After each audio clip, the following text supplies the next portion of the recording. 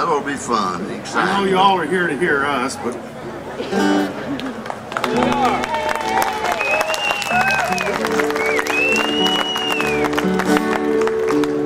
this is a story that I felt really needed telling. I wrote this song about 20 years or so ago, and it's very applicable still today.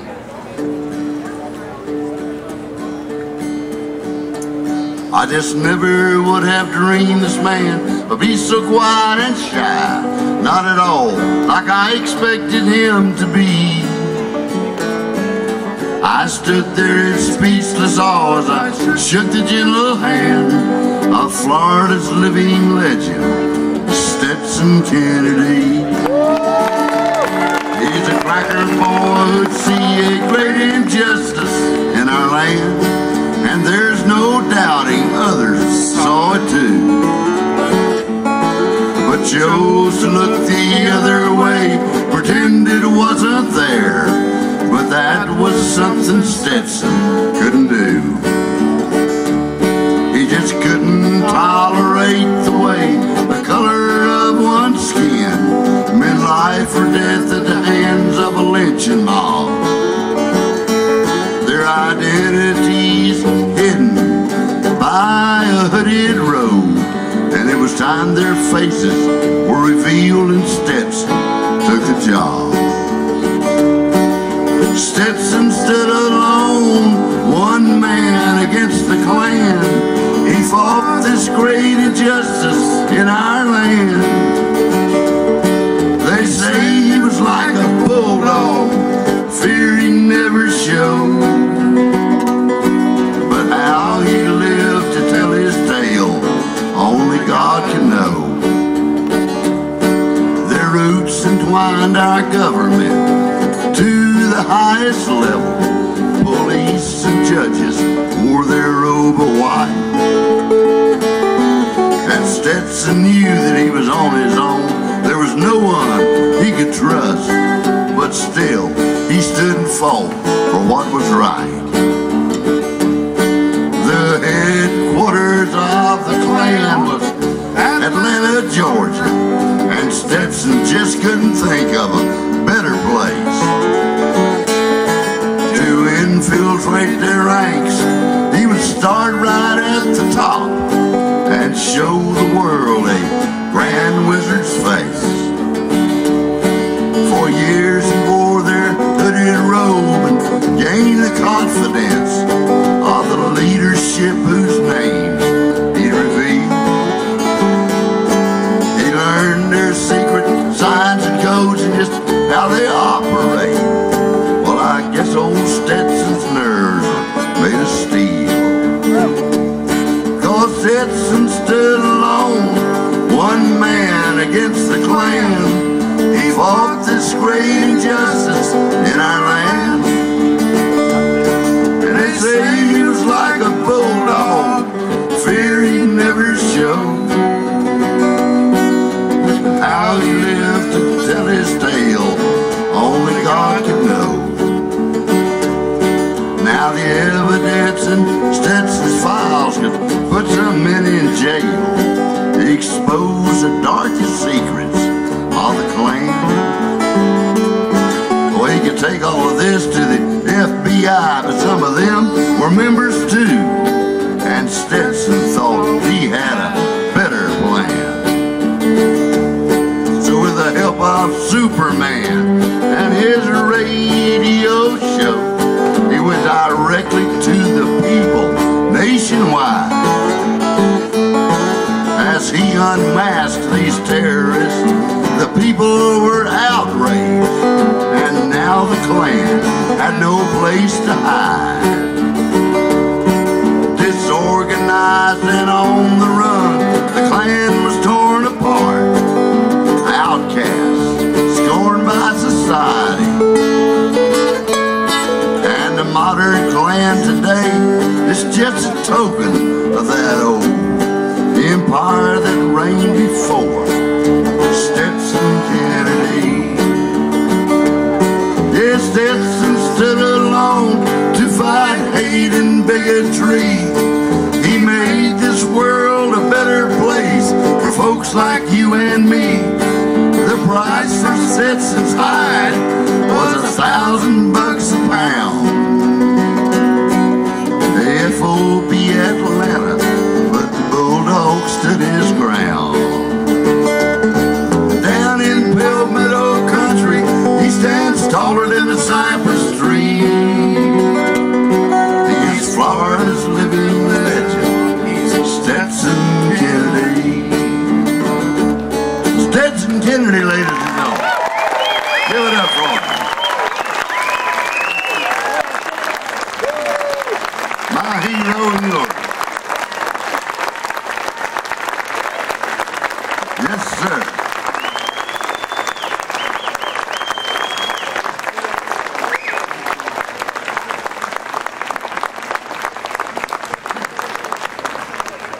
It reminds me when my book Southern Exposure, the festival here named after the book, came out in '46, published by Doubleday, and Doubleday gave me a cocktail reception in a posh penthouse in Manhattan, and everybody's walking around. The waiters with trays full of martinis and hors d'oeuvres, and everybody eating hors d'oeuvres and drinking the martinis. But I just drank martini, and I didn't eat any hors d'oeuvres. So after a while, they said, you know, time for you to talk. So I stepped forward, and I couldn't say a word. And so I just smiled and smiled, and finally they caught on to the fact that I couldn't say a word. I had 2 or 3 martinis too many. So they just all gave me a standing ovation. I don't think they wanted to hear me speak anyway. So everybody was happy, and I just kept smiling. Well, my first word, Frank, I'd like to thank St. Johns County and Troy Blevins, Director of the Parks and Recreation, and all his crew. They put on 2 festivals pretty much at the same time, overlap, the Harvest of Hope over at the fairgrounds. And that was because Arlo, this was the only time that Arlo could be here. So that's why the overlap. But it all turned out beautifully. I thank Frank and Arlo, and Ramblin' Jack came all the way from the Pacific Coast to be here. And Ramblin' Jack and... You're well loved, Stetson. That's why we do it. Well, I'm getting that feeling. It's a good feeling. I'll say more about that in a minute. Yeah, and my wife Sandra Parks, she found me crawling on all 4s about 7 years ago, and next thing you know, we got married, and she had me up and running ever since. Man, a good woman to do that for you. I mean, running all over the state and all over the eastern seaboard to all kinds of meetings. Most recently to the tomato pickers having a strike demonstration down in Lakeland, and Sandra got me there. Lakeland Ledger said, headline says, 2 Kennedys converging on Lakeland, and the other Kennedy was Carrie Kennedy, Bobby's daughter. And she'd been helping the tomato pickers a long time, I think. Anyway, we marched with it. We carried the banner down the street. I had my tricycle walker, and it was a long walk, and the procession was about 8 blocks long. And so I had to drop out at the first Starbucks. But anyway, we got to the platform. I got there by car. And Carrie Kennedy was up on the platform saying, yeah, I just discovered Stetson. I think I'm going to adopt him as a cousin. And I said, how about making that a kissing cousin? And she jumped off the platform and gave me a big kiss. And so we went on from there. I made my little talk in Spanish. I'd never done that in my life before, but I felt like it had to be done. And it was a good experience. You know, I grew up on the other side of this river, and And as a toddler, I was already down at the river. I didn't grow up on the river. I grew up in the river, you know, up to my neck. We had a rowboat, and the hyacinths were so thick, you'd have to get overboard and pull your rowboat through the hyacinths. And that way you meet the water moccasins eyeball to eyeball, you know, right there on level. And they had an attitude. You know, they got there first. So when you saw a water moccasin, the best thing to do is go way around it. And my mother would stick me in a high chair so I couldn't get away and switch me for going to that treacherous St. Johns River. And of course, as soon as I got out of the chair, I went right back to the river. And it was like that. And I never dreamed. I think in one occasion I rowed across this river. They said the fishing was better on this side. So I rowed, I think it's 7 miles or something. And as a boy, I did more rowing than walking. And it was a good way to go. And just recently, my wife Sandra and I, we've read in the papers about a permit being issued for to draw down the river by 5.5 million gallons a day, just so the folks north of Disney World could waste it. And so Sandra and I filed suit. We were hoping it's a long shot, but to invalidate that.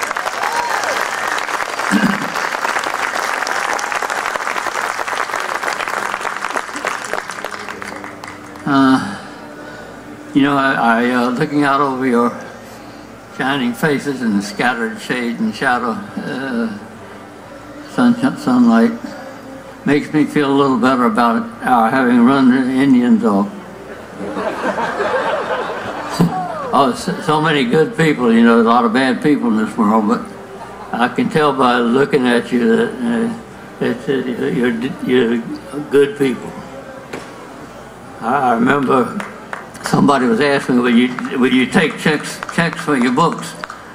And I said, well, people who spend their money on books don't write bad checks. And I think there's some truth in that. So, you know, thinking too about all this folklore that we've got reeking with here today and how beautiful it is under the oak trees. And I keep thinking that these trees are picking up on these melodies, and they're also going to keep right on singing them after we're gone. And I'm asking Sandra, as a matter of fact, I don't know how many of these things I'll get back to. Oh, don't know whether this is hail and farewell or not. But I'm going to ask her to scatter some of my ashes along these oak trees on the edge of the water. So I just want to be there and looking out. Be there and looking out over my river for a while afterwards. But I was going to say something more about folklore and how blessed Florida is to have so many talented folk singers and composers of folk songs. So many of these singers, you know, the great majority of them write their own songs. So that it's a living culture. They're not just looking back to that which was, but they're creating it. It's a living edge of culture. And it makes me feel good at 93 to see it so live and kicking. Well, thank you for that. I once asked Frank, Frank, how many Florida songs have you composed? And he didn't take him long to say, about 1,000. And I said, where are they? He said, in my head. I said, you didn't write any of them down? He said, no. So I don't know what we're going to do with Frank. He's walking around here with 1,000 Florida songs in his head. I'll stay away from microwave ovens and stuff like that. Yeah. Well, Stetson, your history is well documented in your work in civil rights and environmental causes and all that. But what have you got to say to us, the younger generation coming up? I see a lot of younger folks out here. For our future, what's your view of our future? I mean, what their future? What do you got to say to us? Well, I was having breakfast yesterday with Billy Bragg, you know, the British folk singer, and he came all the way across the ocean just to sing at that other festival. And he's a great guy, I can tell you. He's going to go far. I didn't have a chance to tell him yet, but overnight I decided that Billy Bragg is another Tom Paine. You know, Tom Paine came over from Britain during our revolution and helped us crystallize what the heck we were fighting for. And he did the same thing with the French Revolution. And Billy Bragg is not just a folk singer, I can tell you. He's a very eloquent, forceful leader. And we need to stand behind Billy Bragg and get to see more of him. So this question of yours about the generation. About our future, yeah. Their future, not mine. I'm getting too old, dude. I said, Billy, where are we going to look for salvation? And finally he got back around, we talked a bit, but ended up on youth. And I like the idea. But I can't help but think about all the graduation speeches, you know. The speaker's always getting up there and saying, well, we didn't do so good and we left you a lot of problems, but you're the hope of the world, and get out there and fix things. Well, first of all, that's not fair. You're right, it's not fair. You know, and God knows this generation has left the next generation some problems. And I've been telling my young audiences I wouldn't swap with you. The 20th century was probably undoubtedly the bloodiest in human history. But I wouldn't swap the 20th for the 21st, because I don't know what's going to happen. All during the 20th we were worried about atomic fission. Everybody getting atomized. And it looks like ethnic fission is going to be the problem for the 21st. Well, so we got to watch our step and wise up, and we got to learn how to recognize the difference between real goats and scapegoats.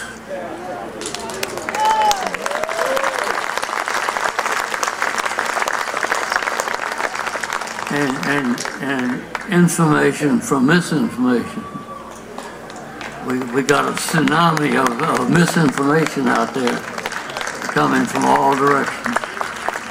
And the media all talking, you can call it what you want to, the meltdown line, the corporate line.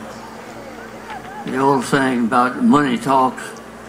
I've been saying that, but megabucks dictate. And I think part of the answer to your question is we got to look out for megabucks dictating everything in this country. They're in.